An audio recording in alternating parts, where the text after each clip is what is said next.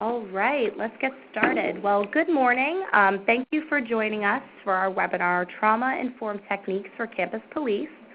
Today's webinar is hosted by the New York State Coalition Against Sexual Assault and the New York State Campus Consent Consortium.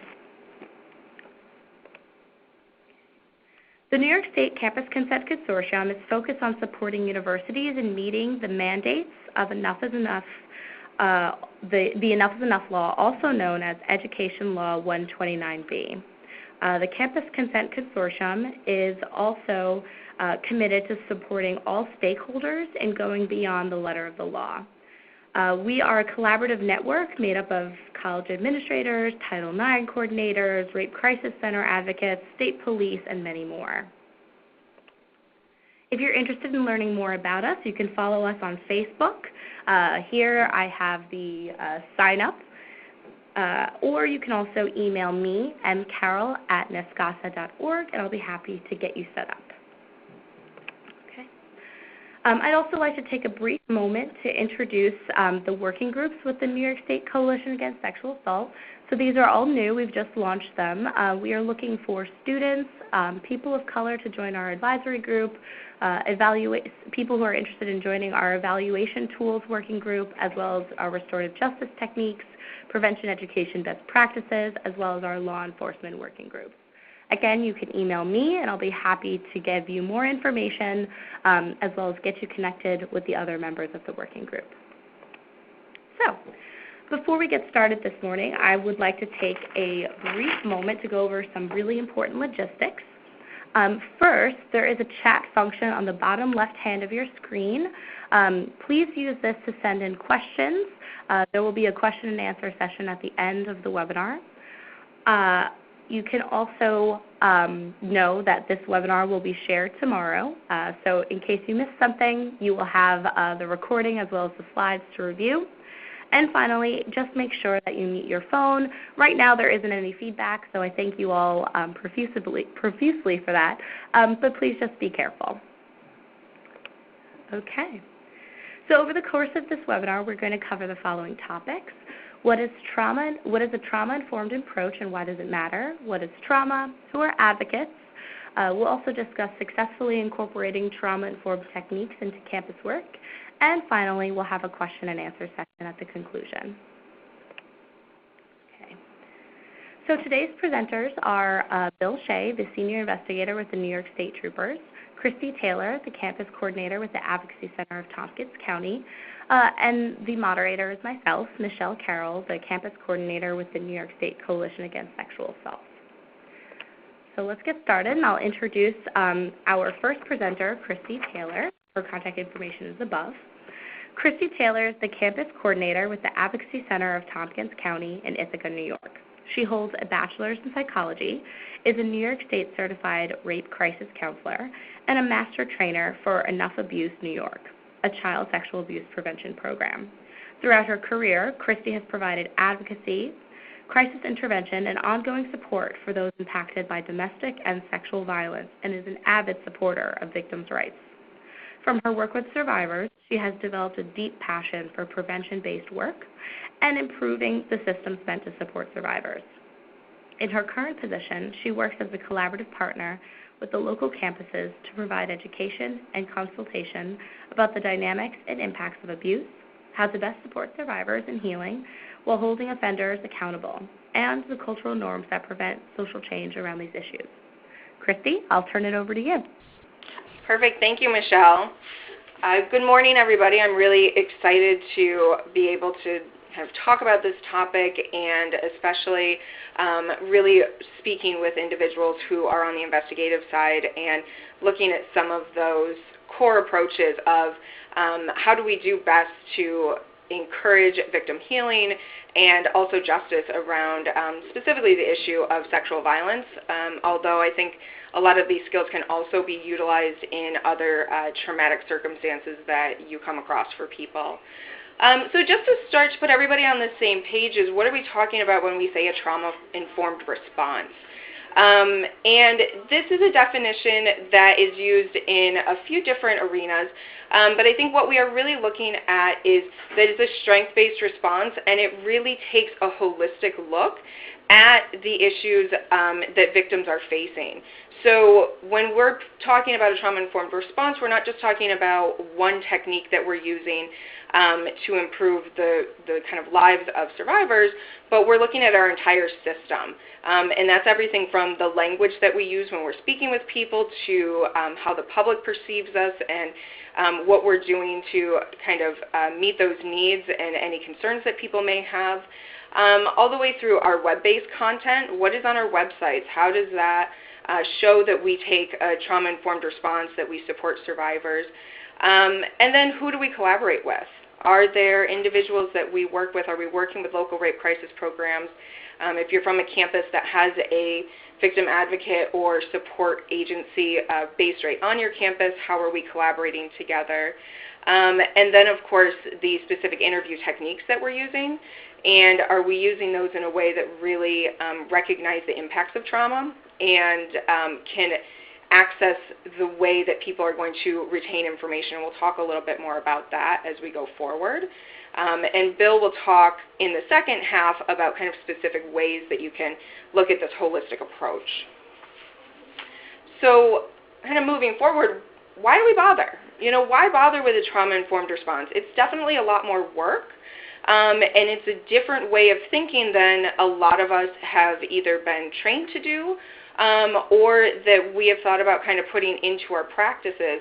And there's some really good supports for it, and kind of the main pieces that I talk about is first is we're combating our culture. We have all grown up in a culture, myself included, that really has some negative images and messages around sexual violence survivors, and it creates this kind of stereotype, these pieces that we look at that really can create a bias for us when we're approaching these cases or when we're speaking with victims. And if we don't kind of educate ourselves on that and tackle that first, then it creates some challenges with us to have a really strong holistic approach. And I won't go too deep into that. I know that Bill is going to talk a little bit about that and how from his experience that can really create some challenges. But the other pieces of using the trauma-informed approach is it really supports victim healing and increases reporting. We know that when survivors feel safe coming forward and feel like the people that they're working with and going to be speaking with understand what they've experienced, that they're more comfortable coming forward and telling us. It creates better interviews and investigations. So this is really a goal. We want to be able to bring offenders to justice and support the healing for survivors. And we need to be able to figure out how do we get better information and how do we do a better job with these investigations, taking trauma into account, which of course then is going to lead to greater offender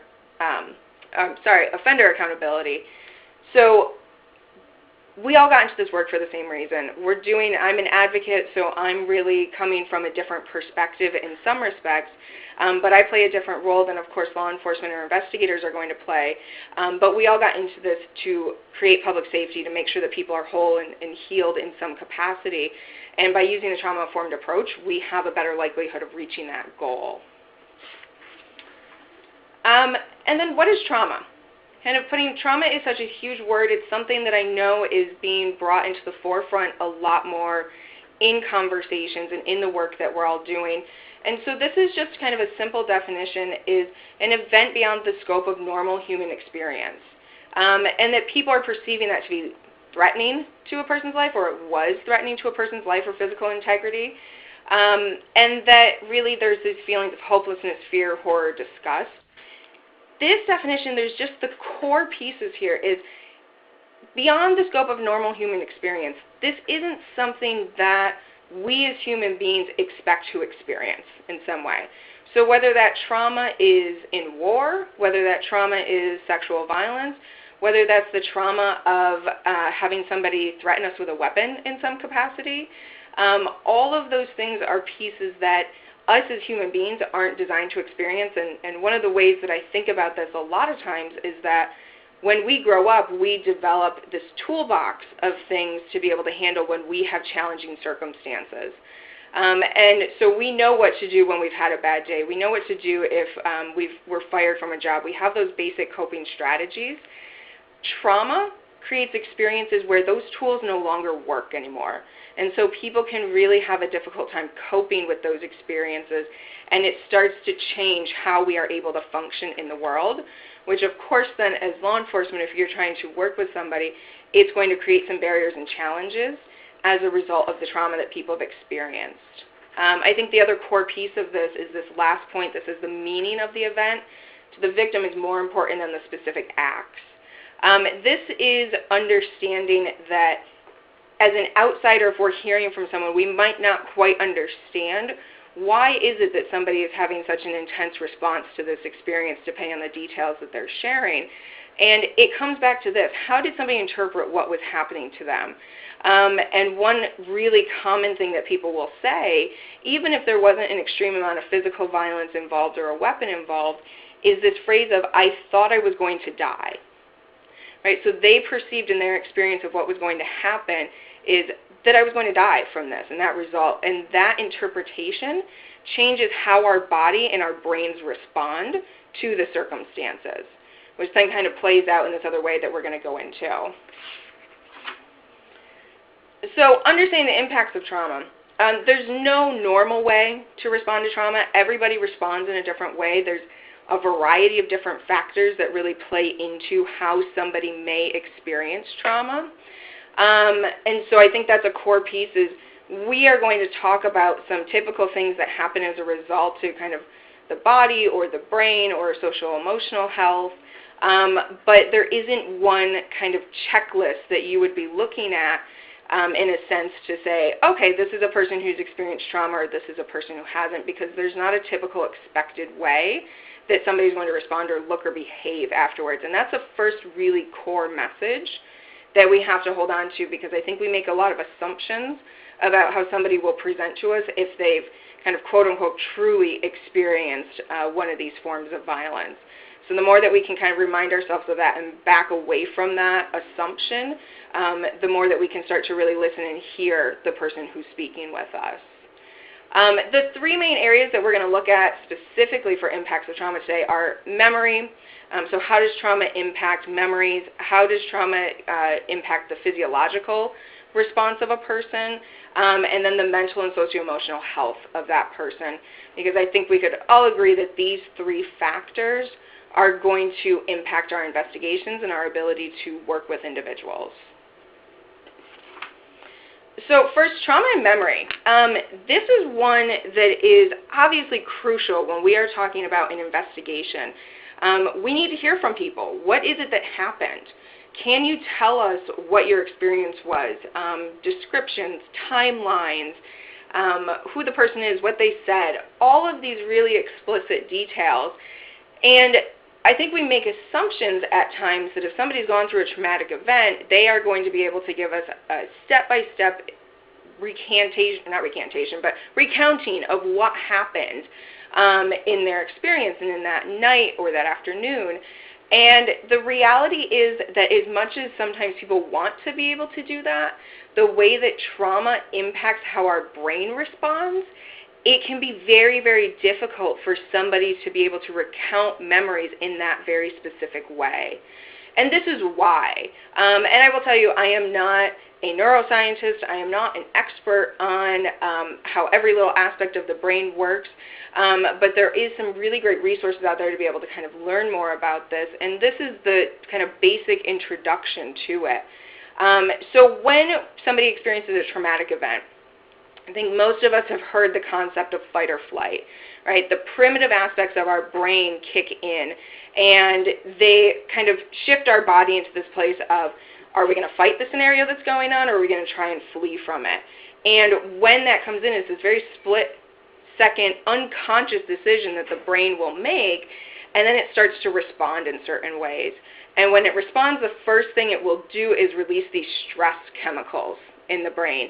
And there's kind of four main ones: natural adrenaline, corticosteroids for energy, opiates for pain, and then oxytocin, which every time I hear it sounds very counterintuitive to me because that's supposed to be the good hormone. And it is, and what it's kind of doing is trying to balance out the pain and the trauma that somebody's experiencing. It might be physical pain. So again, it's all for this survival sense. So those 4 things kick in.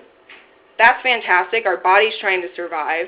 But the challenge is that when those chemicals start infiltrating the brain, they influence how the brain functions and how the brain starts to interpret events. So it influences perception, it influences reaction to situations, and it certainly influences memory. And the way that it's really kind of playing on memory specifically is, one, it creates this super focus on the sensory details. So really specific heightened sense of sometimes smell or taste or hearing. All of those different factors might become much more hyper-focused for a person who's experiencing trauma. The other thing that it does with memories is it changes how they are stored and how they're interpreted. So I think the best way that I have had this described is they tend to become very fragmented and stored in different parts of the brain than if we were recalling maybe a birthday celebration where we could recount exactly what was going on because there wasn't trauma happening then. When the trauma memories get stored, when they fragment, they go into these different places, and they're much harder to recall, especially in a linear fashion. So I credit Tom Tremblay for this, and he is a retired investigator who is really incredibly knowledgeable on these issues, and he does some training around this. And the best way that he describes this is, imagine that you are trying to recount an event, and what you're instructed to do is to write down every detail that you remember on a separate Post-it note and then spread it all over the walls of your office. And then leave for a week, come back, and try to put that into a coherent order. And never mix it up, never be delayed, do it very quickly, and always have it perfect. This is really what it's like for a trauma survivor. They have all of their memories in these tiny little pieces scattered throughout their brain, and then they need to recall them, and what we're asking them to do is recall it in this very linear, organized fashion, which is pretty unrealistic when we look at it. So it's one of those things that we have to be aware of, that it's actually generally a sign of trauma if somebody is struggling to put things into that linear, coherent way, and we have to recognize that and understand it. And then also throw the layer in there that we know that most people delay in coming forward, especially with sexual assault reports. So this is a very complicated process, but it's something that we want to have some awareness of. And there's specific techniques that are out there now to try and combat this that investigators can use if you get some additional training. And one of them is called FETI, the Forensic Experiential Trauma Interview. There's a couple people that go around and really do this technique. And there's also individuals who are doing general trauma-based interviews. And the skills are very similar, but they really focus on the heightened sensory perceptions that we know trauma survivors are experiencing, and also this fragmented memory piece to help people kind of pull out those memories a little better. So then we talk about trauma in the body. So fight or flight, we really don't have any control over how our body reacts. When these fight or flight systems kick in, those chemicals kicked in, our rational thought centers tend to dull a little bit.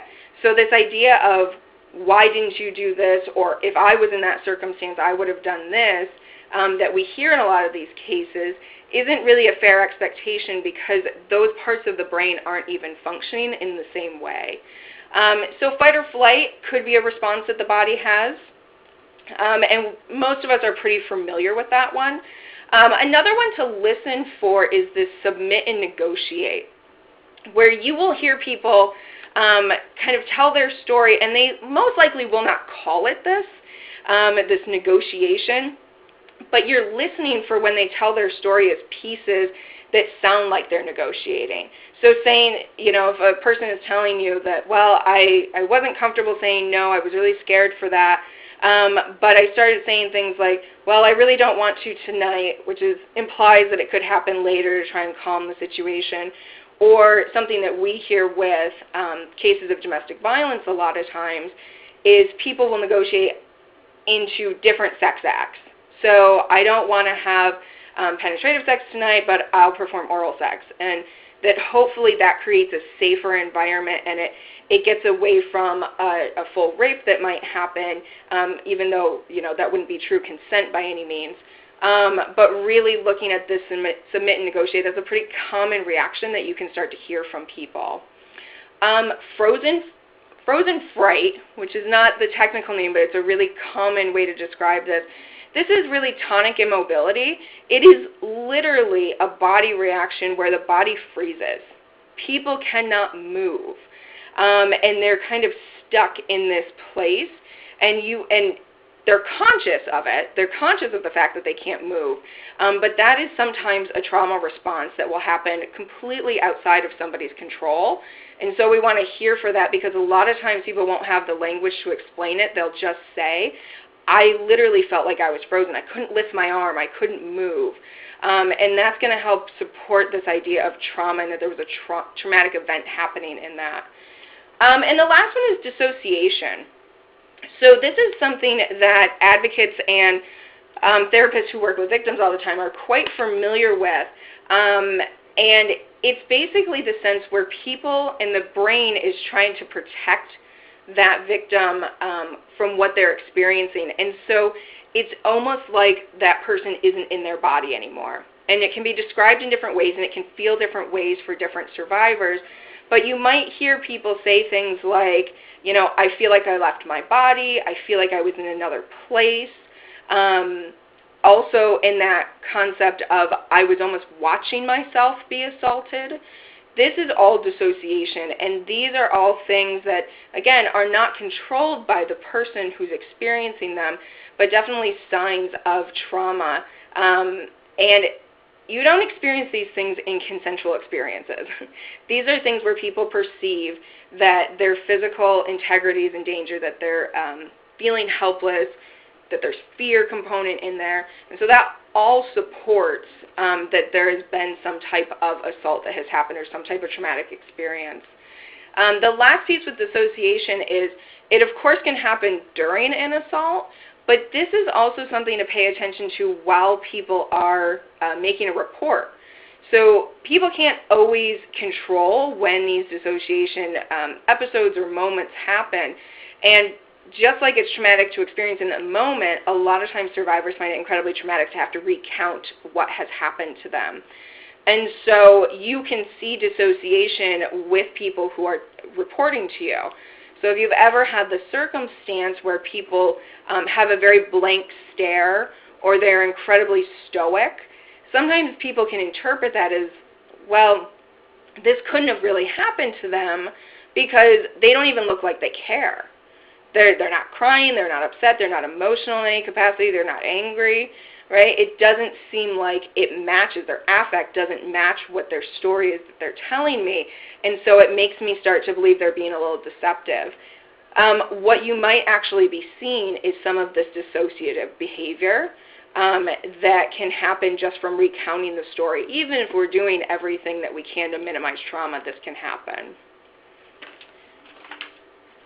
And then trauma and mental socio-emotional health. So these are pieces that I think people are a little bit more familiar with. We know that when people are experiencing sexual violence, that they have substantially increased risks of depression, anxiety, suicidal behaviors, kind of self-medicating with substances. Very common to see these kind of increased challenges socially. And then you also have a really high development of what they call rape-related PTSD, so post-traumatic stress disorder. And the four major symptoms of this, and the point of really highlighting this, is because all of the symptoms of PTSD, or really any of the mental health issues, start to impact your ability to have people follow through with their investigation process or your investigation process. And so re-experiencing the trauma, social withdrawal, avoidance behaviors, when you're having that, you're going to have a harder time with people following up with you. If an investigation takes over a year, I know that a lot of times when we have cases that are going to the prosecutor's office, if they do go to trial, it's a year, 18 months later, and at that point, a lot of survivors are starting to experience these other negative impacts, which really create challenges for them to participate. So the more that we can mitigate these impacts, these kind of social and emotional impacts, the more that we can hopefully have people be in a safe space to participate in the entire prosecution, if it goes that far, or at least to make sure that we're getting them some supports. And that really leads into one of the ways that we can do that is doing some collaborative work with advocates. And that'll be kind of the last little piece that I touch on here is really working with advocates and how do we work with them and what is their role. So most communities in New York State have community-based rape crisis programs that have trained advocates. And basically, in a nutshell, an advocate has specialized training in the medical, legal, and emotional needs and rights of a survivor. In New York State, if they are a Department of Health certified program, their advocates are most likely also certified rape crisis counselors that have privilege, which means that a victim can share information with them and it is held in the strictest level of privilege, similar to a licensed therapist would be or a medical provider would be, so that if somebody is subpoenaed to share any of that information, typically those don't have to be followed through with in a court. So it's a really safe place for victims to go and to work with for that emotional supportive work and also to get information about systems. And NYSCASA actually has a listing on their website of local programs, and I know that Michelle will have that information a little later. So why work with advocates? Of course, I'm an advocate, so I'm slightly biased on this, but it's really great to work in partnership for a few reasons, and this is also supported by research, is that for survivors who worked with advocates, they reported receiving better services, so more helpful information about services and less secondary trauma by both the medical and the legal system. So again, being trauma informed, we're helping to mitigate some of those other, especially socio-emotional issues that prevent them from being able to fully participate in the process. So being able to have that kind of holistic support. Less trauma, so this is reported over and over, and that's both with the legal and the medical system. So sometimes that's being able to have somebody with them and support them while testifying, somebody who preps them, somebody who's available 24 hours a day, 7 days a week to answer questions that they have, or just process out that they have to go to court the next morning and they really can't sleep and they're having a lot of anxiety. This is where advocates can take that burden away from law enforcement, take that burden away from prosecutor's office, and that they have that safe space to be able to get that information and support. And also, victims who spoke with advocates were much more likely to report. And we know that these are some of the most underreported crimes, and there's tremendous barriers to coming forward.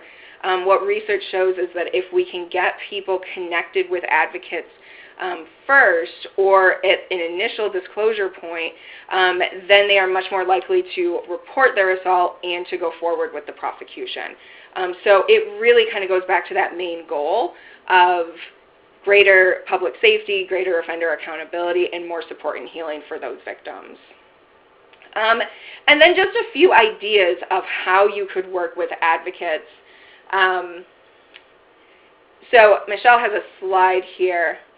We have really talking about working, creating a memorandum of understanding. So how are you guys going to work together? SART teams, so sexual assault response teams, sometimes called multidisciplinary teams. So it's basically bringing together advocates, law enforcement, sometimes Title IX coordinators, anybody who would be involved in that system so that everybody's on the same page and we're having a cohesive response and cohesive messages to victims.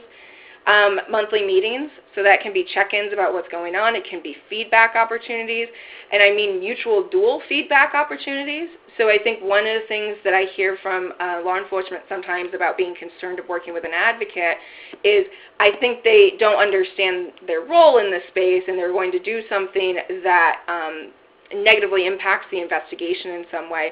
And so have those conversations, work on training each other, have the memorandums of understanding about what works and what doesn't, what's a problem, and really just have that open communication. And I think also, last thing on this, and I'll turn it over to Bill, is really thinking about an advocate default standard. So most sexual assault nurse examiner programs have this, where if a survivor shows up, that your protocol is to call in an advocate, have them explain their services to that survivor, and then the survivor at that moment can choose to refuse the person or not, as opposed to asking somebody, would you like an advocate to attend?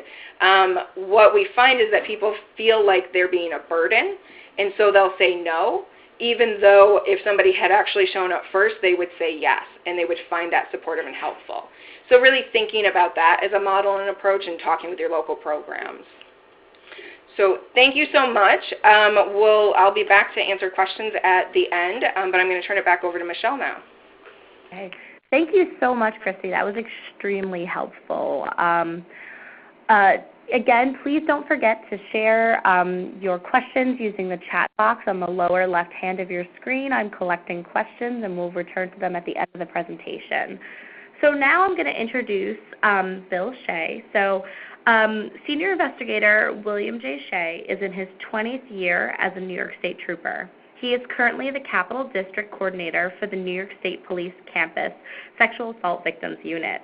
Prior to this assignment, he was a member of the Troop G Major Crimes Unit. He was promoted to the Bureau of Criminal Investigation in January of 2005, and since that time, he has worked as an investigator in New York City, Long Island, Westchester County, and the Capital District. He has extensive experience and training in sexual violence investigation. Okay, Bill, I'm turning it over to you, and you can get started. All right, thanks, Michelle. Good morning, everybody, and thanks for listening in. So I made up a slide about my philosophy, and what I was thinking about when I wrote this was that it's a reality that for one reason or another, the vast majority of sexual violence investigations don't end up in a criminal conviction. So with that in mind, as law enforcement professionals, we need to shift the focus away from getting the bad guy at all costs and start focusing on what the best interest of the survivor is. So what I'm saying is that sometimes an arrest is the way to go, and other times it may not be. Before I get started talking about all these things, I just want to point out that I'm going to reference sexual violence from the perspective of male offender on female victim. And although this is the most common way that it happens, I want to acknowledge that victims and survivors of sexual violence come in all genders, ethnicities, and sexual orientations. In fact, I think the LGBTQ community has much more hurdles to overcome when dealing with these situations. So I'm going to refer to the acted on party as the victim, but I also want to acknowledge that some people may prefer the term survivor.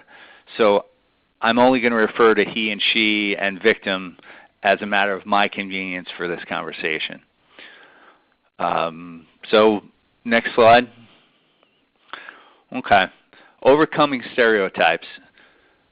We live in a rape culture in the United States and probably the rest of the world. This is the reality of the world that we live in. Somehow victims are prejudged in society, and it's something that almost always happens with sexual violence. Some of the first things that people ask when a sexual assault takes place are, what was she wearing? Or how much did she have to drink? Or things like, what did she think was going to happen when she went there with him? Now, these questions aren't automatically asked of an assault victim or a robbery victim. We don't ask, why'd you leave the vault open to the bank manager after he reports a bank robbery? So Just because the victim may have been dressed a certain way or may have consumed too much alcohol, that doesn't lessen the suspect's culpability for the assault. Now, I don't want you to get the wrong idea of what I'm saying here, because as criminal investigators, we absolutely need to collect all this information, but it should be addressed in the course of collecting every detail of a case and should always be secondary to the facts of the criminal action that took place. So let's talk for a minute about false reports. In my experience, this is the single biggest misconception about sexual violence. This is the one thing, if you don't take much else away from what I'm telling you, that I hope you will remember. While there are certain cases of false reporting, it's certainly a factor in what we do. It's not the epidemic that some people would lead you to believe. Nationwide studies indicate that the rate of false reports is between 2 and 8%, which is kind of in line with the stats on other types of crimes. When we as investigators make judgments about what happened in a case before we know all the facts, I believe we then kind of try to prove our hunch, and we don't always follow where the evidence leads or explore every avenue that we could in the investigation. So trauma often affects the way victims present to authorities, and this can be misinterpreted by investigators as the victim trying to be untruthful or trying to hide things. Trauma-informed investigation tells us that there are physiological reasons for the victim's trouble with linear memory. When we utilize trauma-informed techniques, we don't try to poke holes in the victim's story, but rather we focus on the suspect initially. In my experience, most victims don't have obvious injuries, and most victims don't physically resist their attacker. So it's important to remember what Christy was saying before about fight, flight, or freeze. This is very common. And always remember, anyone can be the offender. It could be a police officer, a college professor, a member of the clergy, even a captain of the football team, or a student body president. So don't assume that a certain person is beyond suspicion. Always follow the facts. Next slide. I want to speak a little bit about acquaintance rape. Acquaintance rape is much more prevalent than stranger rape. A Department of Justice study reports that 82% of rapes were committed by someone that the victim knew, even if it was just briefly or casually. I think that society as a whole sometimes views rape by someone the victim knew as kind of less of a crime than the much less frequent occurrence of stranger rape. I think that even law enforcement shares that opinion to some degree. What we have to focus on are the facts of the case. As criminal investigators, it's not our job to gauge the severity of the offense or worry about the punishment. That's the job of judges and juries. Our sole focus should be on the determination of the facts of the case and presenting our findings to the district attorney. The difficulty in prosecuting an acquaintance rape is not proving that the sex act took place, but in proving that the sex act was non-consensual. Next slide. So Start by Believing. Start by Believing is a great campaign by End Violence Against Women International.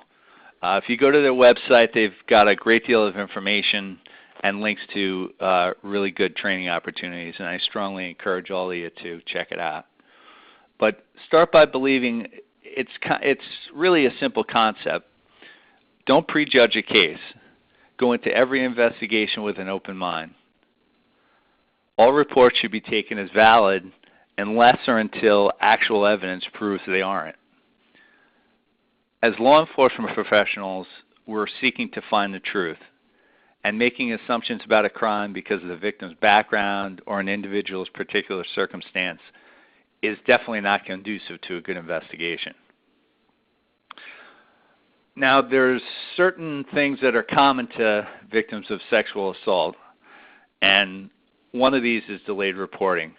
This is a very, very common occurrence, and obviously can complicate the investigation. There are a multitude of reasons why a victim may delay reporting, and when you're conducting a trauma-informed investigation, you'll be cognizant of these reasons. Delayed reporting should not be considered a reason to dismiss an allegation, ever. A victim's inability to recall certain details or their confusion about the sequence of events is common, and it occurs as a result of trauma. Christy was referring to that in the previous segment. In my experience, law enforcement officials often misinterpret this inability to remember things as an act of deception on the part of the victim, or that they're lying somehow. It's important to recognize that there's no normal victim response to trauma, and therefore you, as the investigator, can't have any kind of concrete expectations as to how a legitimate sexual assault victim will act when you speak to them. In my personal experience, I've had victims who are crying, and I've had victims who are laughing, and I've had victims who acted like the situation was no big deal. And these were all cases that were proved to be legitimate. So the victim's demeanor doesn't prove anything in and of itself. Next slide. So prior to the institution of the Campus Sexual Assault Victims Unit, I had quite a extensive background in child sex abuse investigations. Nationwide, there's a great deal of training and best practices in place that have been developed for the investigation of child sex abuse. And of course, I attended a lot of training, and I really embraced the best practices, and they really served me well, and I had a great deal of success in investigating these types of crimes. And what I found in my education for college-age sexual assault victims is that the best practices are really similar for adult victims, for the most part, as they are for child victims. So as Christy stated earlier, trauma physically changes the brain. It triggers the release of certain chemicals which influence perception, reaction, and memory. And traumatic memories become fragmented. Memories of a traumatic event are stored in the brain differently than regular memories.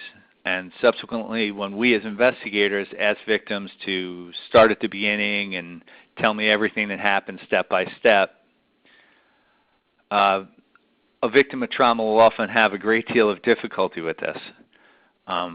One technique that's being tried is to bring the other senses into an interview. So asking the victim, not only what can you tell me, but what did you smell, what did you hear, things of that nature. And sometimes utilization of the other senses will trigger memories that otherwise wouldn't be brought up. So prior to me being trained in trauma-informed investigation, I recall oftentimes telling a sexual assault victim something along the lines of, I'm having a little trouble with your story. And I realize now that my demeanor and the way that I was asking the questions of the victim was essentially a re-victimization for that survivor. Next slide. So a National Sexual Violence Resource Center statistic reports that 90% of college sexual violence isn't reported.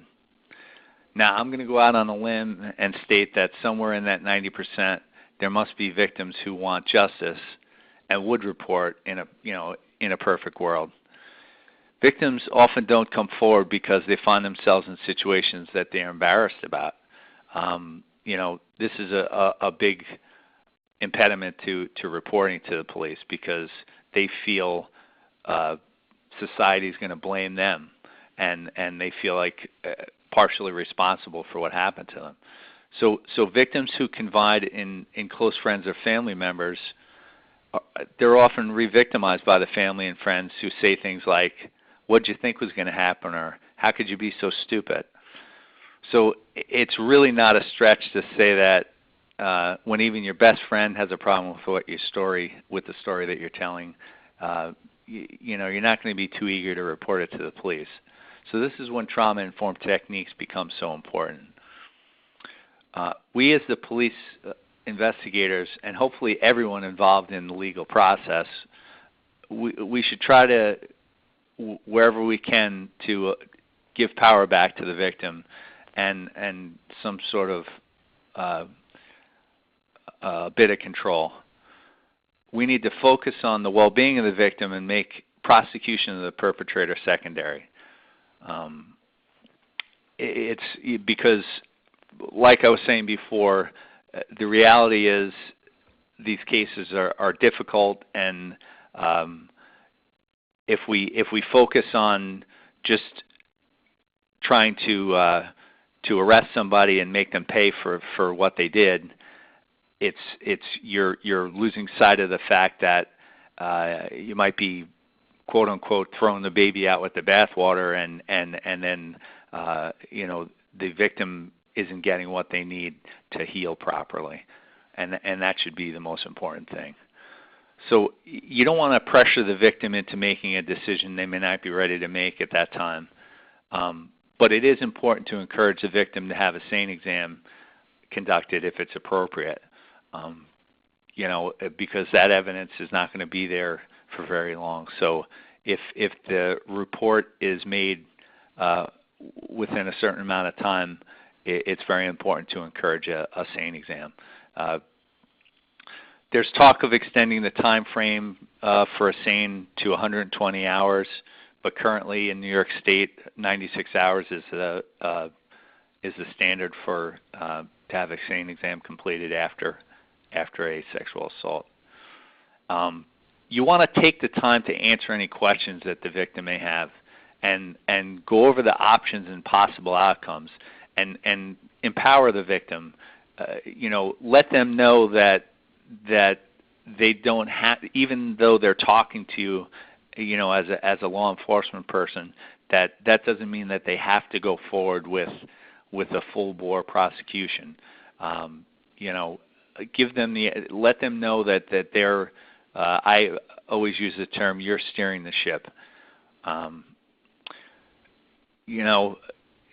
I can't stress the importance of maintaining active communication with a victim. And what I mean by this is take the time to maintain the contact with the victim. Like set milestone dates to recontact the victim. And if a certain amount of time has passed and you don't have any new news, you're waiting for the district attorney to get back to you, or a lab or something like that, give them a call and let them know, hey, I don't have any new information for you, but I'm still working on your case, and if you need anything, I'm here for you. And always remember that disclosure is a process. It's not an event. You can't rush it. And always, always, always, from start to finish, provide the victim with an advocate. It's under New York State law. It's the victim's right to have an advocate in the room when they're being interviewed by the police. So I know I've had experience with investigators, seasoned investigators, who feel that they're not going to get a clear interview from the victim if there's somebody else in the room that could possibly interject, or they would feel they wouldn't be 100% honest with them if somebody else was in the room. But the reality is that under New York State law, they can have an advocate in the room with them, and you can't deny them that. And like Christy said, a good way to do that is to have the victim there first, get them there, and then if the victim for some reason declines afterwards, that's fine too. But picture bringing somebody in at 3 a.m. in the morning, and then saying, well, do you want me to call an advocate and I can wake them up and have them come here? That's, a lot of people might say, nah, don't bother them, but in the end they probably would could get a lot out of having them there. So make the default thing to automatically call an advocate and not just check the box that I asked them, because if you ask them at 3 o'clock in the morning, there's a good chance that they may say no, even though they might want one. Next slide, please.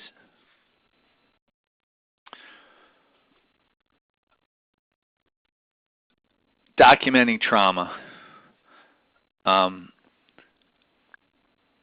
One of the things that I'm very interested in that has come about as a result of trauma-informed investigation is the documentation of trauma for the use in a criminal case. People don't experience trauma or exhibit symptoms of trauma from consensual sexual activity, generally. So by documenting these symptoms of trauma, we as criminal investigators can bolster the evidence in a sexual assault case. Although it can't be used as independent evidence in and of itself, the documentation of trauma can be used at trial in conjunction with the testimony of an expert witness who can conduct an examination of the victim or can just give an expert explanation in front of the jury on the general effects and symptoms of trauma, and then let the jury decide if the victim was experiencing trauma. And this can be used as extra evidence to bolster the case. It's also important to acknowledge trauma when interviewing victims. Let them know that you're aware that the conversation may be hard for them, and as much as possible, let them tell you what happened without interrupting them. Listen to what their concerns are, and remember that their perception is their reality. So although you may not think what they're saying is that important, they may think it's a life and death matter, like Christy was saying before. Address what may be bothering them, and don't be dismissive. Don't lie to the victim, and follow through with what you say. For instance, if you sit down with a victim and start to take an interview with them, and you say, we can take a break whenever you want, and then sometime later they say, I think I need a break, and your first response to them is, well, let's just finish this up. We're almost done. Let's finish this statement first. You're blowing your credibility out of the water because you're not following through with what you said you were going to do. And if you need to clarify statements that, information that they're telling you in the interview, try not to ask blaming questions. Instead, tell me more about whatever you're looking for clarification on is a good way to elicit more information. And the reason for this is twofold. Not only is it non-blaming to the victim, but it also doesn't pigeonhole the answer. So if you ask them, tell me more about this, they may give you useful information that you weren't even asking about. And always have patience.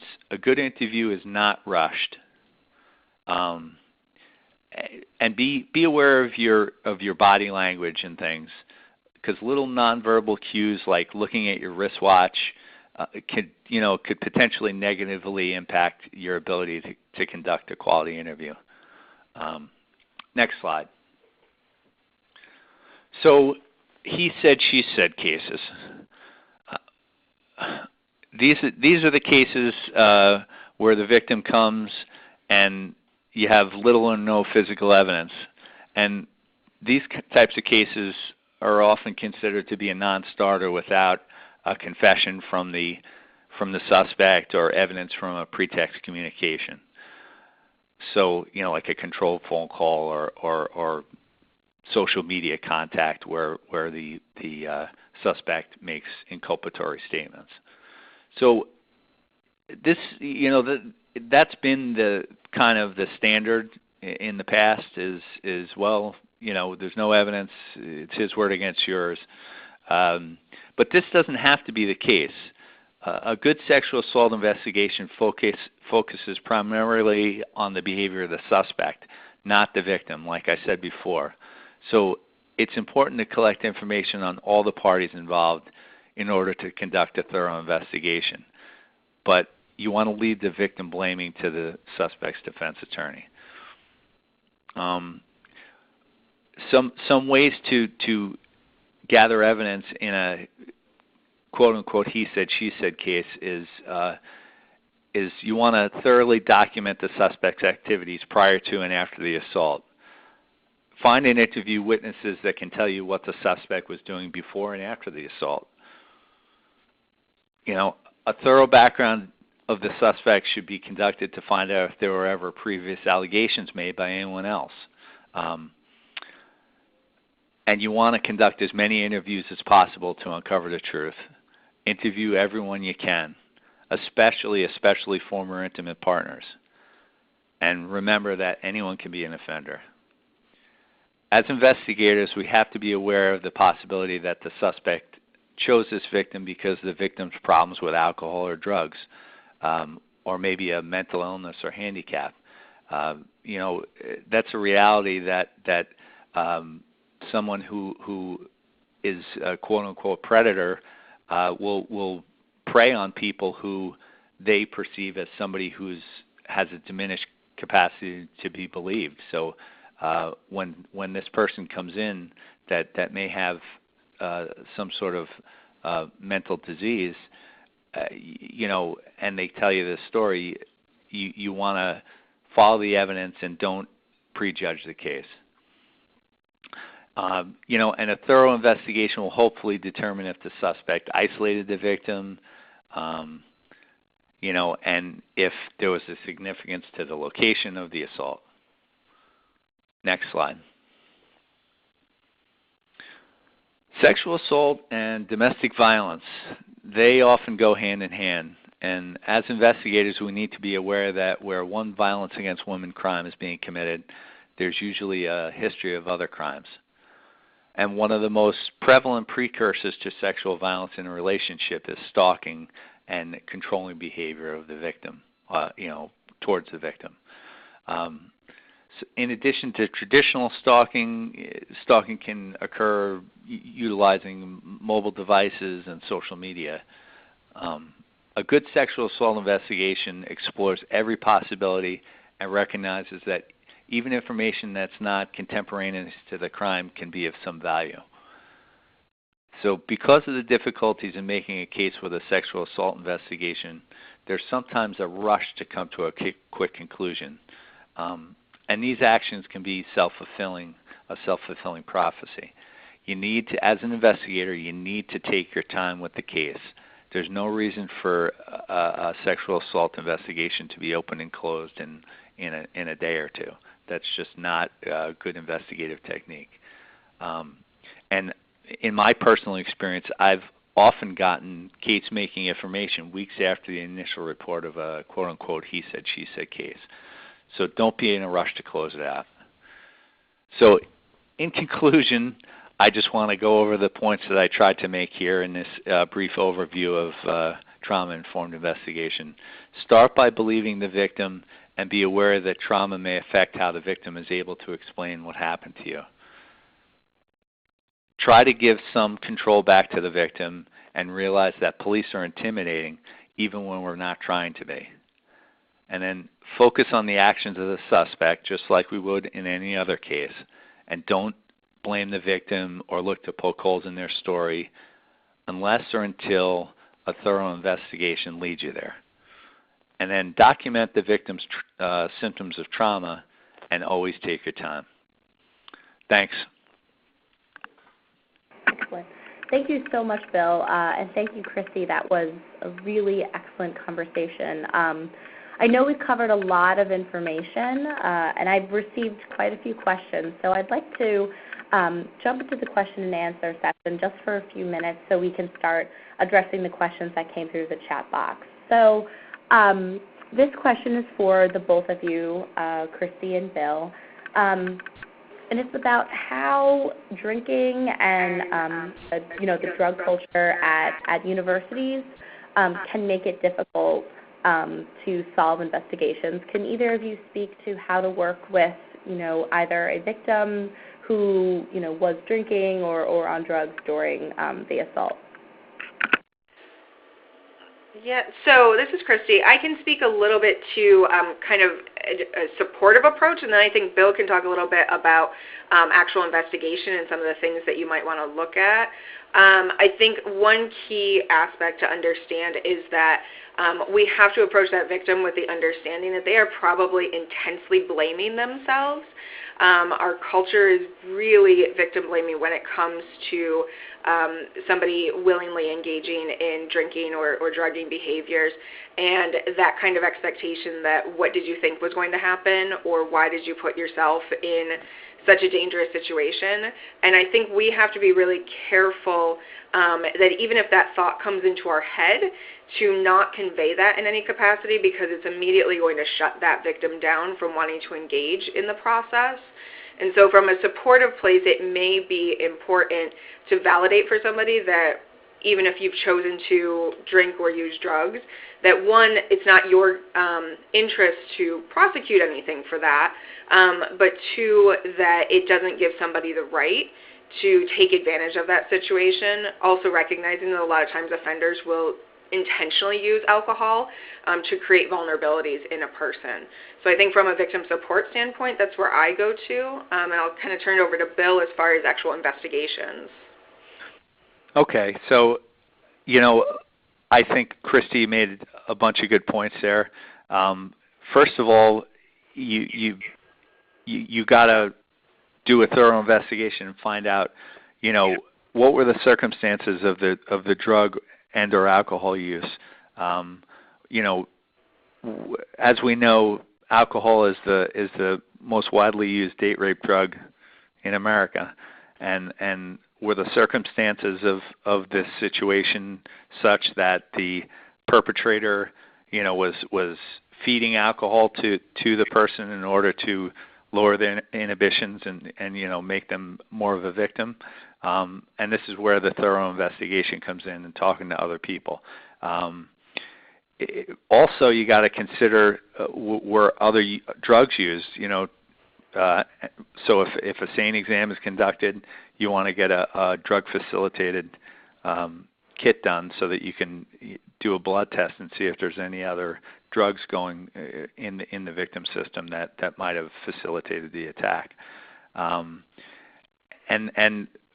one other thing that Christy touched on was the fact that people might be less inclined to disclose things if they think, you know, especially if it was illegal drugs, especially, you know, they'd be inclined to leave that part out because they feel like they're going to get arrested for using cocaine or you know, whatever the drug is. But that's kind of a rule of thumb in criminal prosecutions of cases like these, that we're much more concerned with the, you know, felonious sexual assault than we are any kind of recreational drug use that may have occurred. So it's important to let that person know that you're focused on the sexual assault and you know, and you have an agreement with the district attorney's office that you know, you're not going to get in trouble for whatever kind of voluntary recreational drug use went on. Excellent. And I'd just like to also add that it's an established best practice that universities should adopt a drug or alcohol amnesty policy that assures students that if they are the victim of a crime or a witness to a sexual assault, while they were using drugs or alcohol either of their own volition or were dosed, that they won't receive any misconduct violations that one would usually receive should you be found using drugs or alcohol on the university campus. So, but thank you both. That's a really important note as well. And Michelle, that's also, you know, one of the tenets of the Enough is Enough legislation is that's mandated in there. So you know, by law now, all colleges in New York State have to abide by that. Exactly. Okay, the next question I have is about trainings or workshops that can help survivors gain control. This particular person who asked this question specifically mentioned the Red Man program. Bill or Christy, do you have any ideas for how to help law enforcement provide survivors with opportunities for gaining control back? So, Michelle, did you say Red Man, like R-E-D? Yes, like the color. Okay. So I've never personally heard of that program. That's interesting. I will look at it. I think, for survivors to gain control back, it's really individual as to what they're looking for. Some survivors find a lot of strength and healing in programs that are self-defense focused and kind of that physical aspect. And other people find that blaming and harmful. So I think one of the pieces that I encourage is really working with kind of hearing from survivors, what is it that feels helpful, and then have kind of a variety of different options available. So if you're actually looking for programs, I think there's a lot of different programs. I would speak with either NISCASA or the National Sexual Violence Resource Center has some really great different kind of suggestions and tools and things to be able to look into. I also think having support groups and opportunities for victims to get involved with activism is something that I have heard from a lot of survivors is incredibly healing, to be able to not necessarily share their story. Some people find that healing, some aren't ready for that, but to be able to speak out about systems that they feel like aren't helpful or healing, and be able to try to have an opportunity to maybe change some systems for other people. I think that's something that people have found to provide them a lot of kind of mission or power and kind of healing through that.